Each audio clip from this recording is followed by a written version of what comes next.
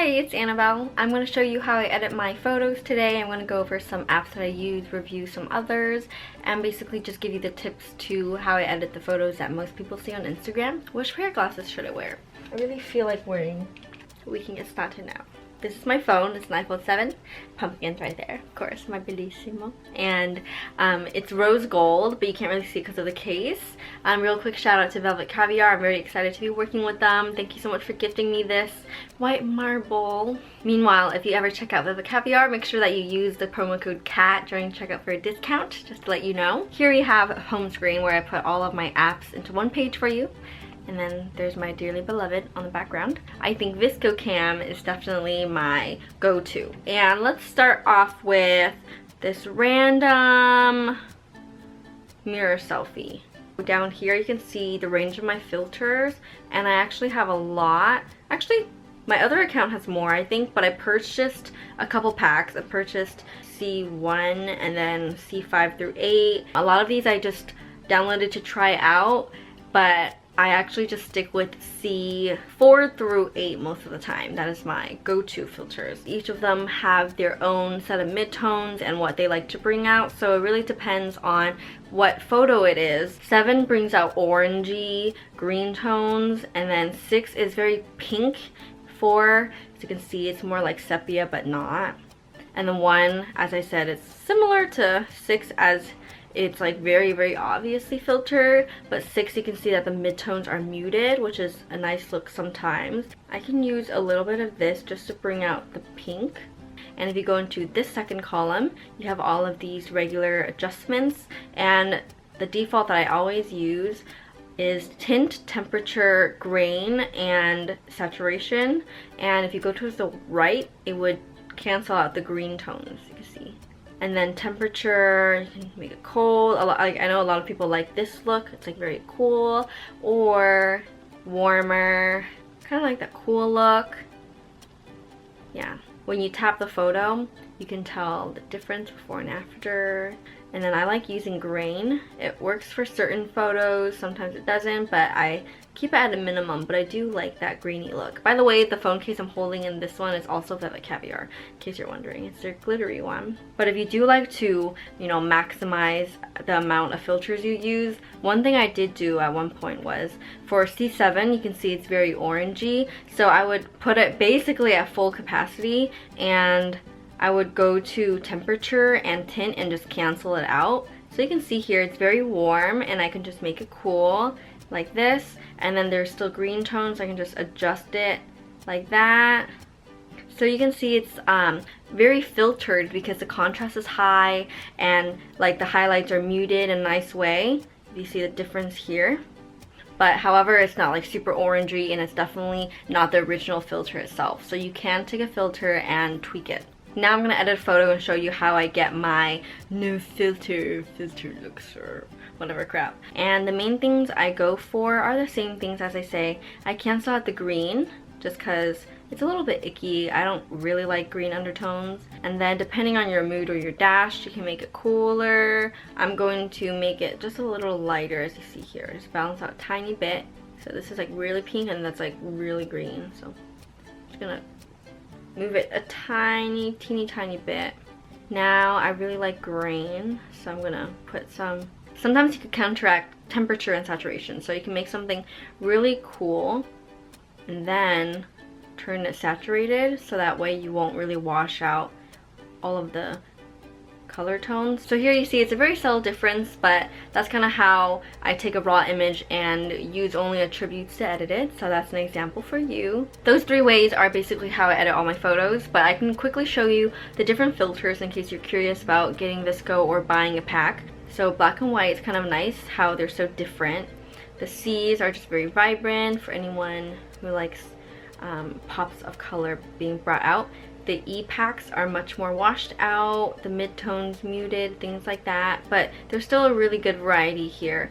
And then these, the M's, are very like kind of dull. I like this though. It really depends on the mood you're going for, but see how there's a huge difference between that and like this, you know? The one critique I have about VSCO though is that you can't layer your filters, which sucks, so it causes me to have to save the photo and then re-import it and then re-edit it whenever I want to apply 2 or more filters on it, but it's okay, it's just something that you have to do. So, video filters I've only used once. Here as you see, it's not a very advanced app, but it's better than nothing. Like for this, it would be nice. I uploaded this video onto that account. So, and then this is Chromic. It's a Chromic or Chromic. This app is also something you can edit your videos with, and I prefer this sometimes because you can tweak attributes, whereas the other one you just put a flat out filter and you don't get as much control. But here's a video of me walking. These two are just in my archive apps for the off chance I need them. And then Color Story is something that I downloaded recently just to review for you. I see a lot of advertisements about this saying that, oh my god, like make your life pop and whatever shit. Here is this photo I have, and what I would want to do is bring out the yellow. So you can continue here, and my overall impression of this app, I've used it for a couple weeks, is that it's very average, nothing special to be honest. The filters are just typical filters. The interaction with this app is kind of annoying because here you have your filters and then here they show you all the ones that you don't have, which is kind of annoying, and you don't even get to try them. So like, why do you put it out here? You clearly just want people to click them and bring it to the store, whereas like with VSCO, all of the available ones are down below and then the store is at the very right. I would compare this to like Instagram's filters even when they first started out, because when you use them, there's a very obvious sense of effect right here. Like something's very overexposed, like very contrasted in a weird way.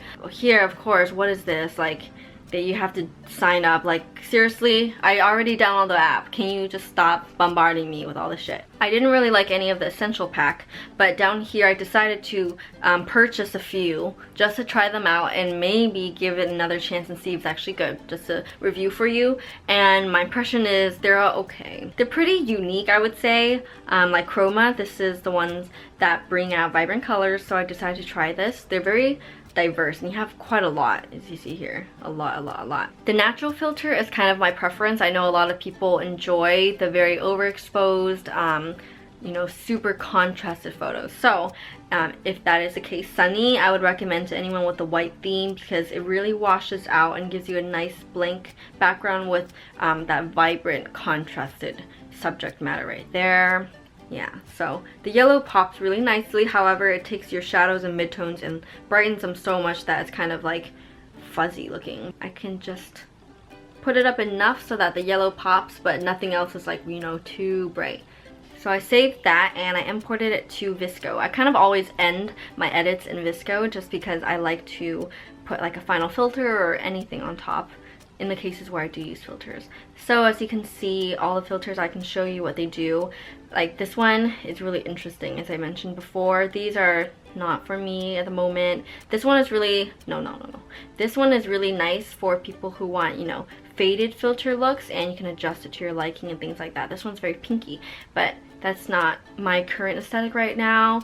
So what I stick to is my C range, as I mentioned before. C, 8 and 7 turn your yellows into oranges, which might be nice sometimes. So what I can do is just make it turn orange just enough and cool it down.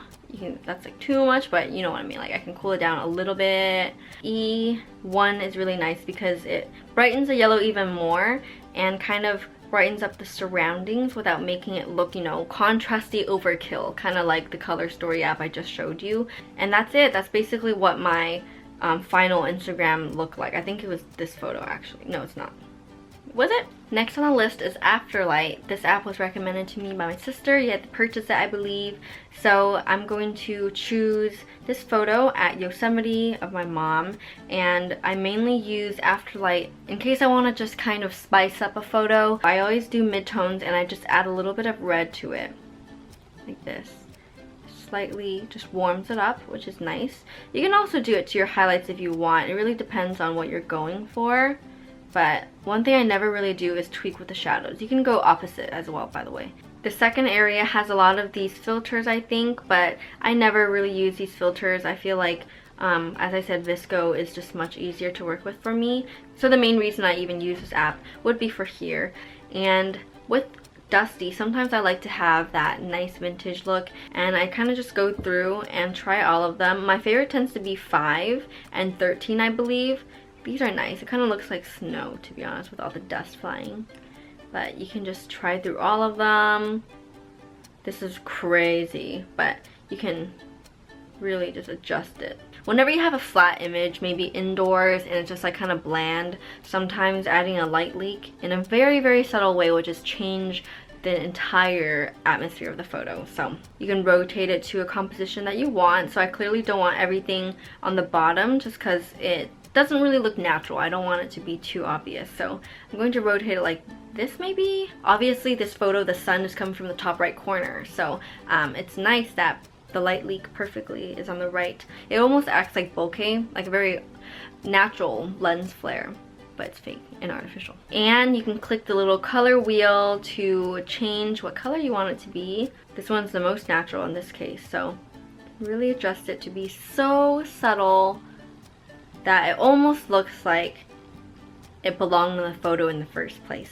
Like this would be really Tumblr 2012, so maybe don't do that. If you use it on full, it actually looks really nice too. So it really depends on what taste you have, but anything that's like half, I feel like either really, really natural or full on. I'm gonna make it like that. It's gonna glow.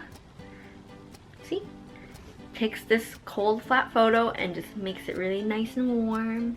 Alright, so you can save that if you want. Very pretty, and that's basically Afterlight for you. There's a lot more you can play around with, but that's the main way I use it. This one is a super basic app. Sometimes I just want to flip a photo because it will look better flipped on my dash or something like that, and that's it. Over is something I got years ago. I believe you had to purchase it, but I almost never use it. Only when I want to apply text over a photo, that's it, which is almost never. This is a funny photo my friend sent me because like we had this meme joke like a long time ago. Like we thought this photo was so funny. I don't know where this is from, so maybe you guys do, but it was basically like an Uncle Sam like doing the splits, and the caption said screaming. We couldn't find that, and we could only find the photo without it, so I kind of just wanted to put that back in. You can just add that. I think it was like this. Oh, I hate this. Yeah, they have all of these like really sophisticated fonts. I just want like a super simple one. Yellow, because that's kind of how captions are normally. Maybe making it smaller. And you can even do opacity. Where? Opacity. Why did I say opacity? They have really cute free graphics here. Wow, they have a lot more. Back then they only had like 10 or 15. These are all locked. See, these are like pro. Wow, they even have sparkles. Damn. Basic shapes, good enough. It's a square. Best way to complain is to make things. Okay, cool. This isn't really the style of photo I would go for, but it's really cool that this app helps you achieve that, especially if you aren't a graphic designer and you don't have like Photoshop and things like that. I never do this, but I have the app just in case I want to. This allows me to add like a border around my photos, because sometimes in order to make the dash look good, you put like your photo very small in the center with a solid color in the background. Border. See, I'm gonna get rid of that shadow. And then for the background, I'm going to make it white. Oh, did I press something? White. Here we go. Or maybe this is nice. It's way too bright. Just this is fine. Yeah. So for anybody who is interested in using this, maybe it'll help out your dash. This is a pretty good app. This is an app that Whaley recommended in her video, so I decided to try this out. You had to purchase it, I believe, and it's pretty handy. I don't really use most of the things that it comes with though, to be honest. I only use the whitening tool. You can either be lighter or you can really apply it. I don't have a white theme, so I don't really need this too much, but it does help for example, if you're outdoors in a restaurant or something and like it's really dim yellow lighting, Temperature alone can't really help out with that, but this I feel like can. It really just bleaches out those values. So you can see the difference right here. Pretty extreme, right? Yeah. They have this thing called tones that I can find to be helpful very occasionally. It's like a very bad version of Photoshop. But here you can see there's a random scrap of paper, okay? And use the tones to kind of cancel it out just slightly, you know? Just slightly, and now you can see it's not as obvious as it used to be. Yeah.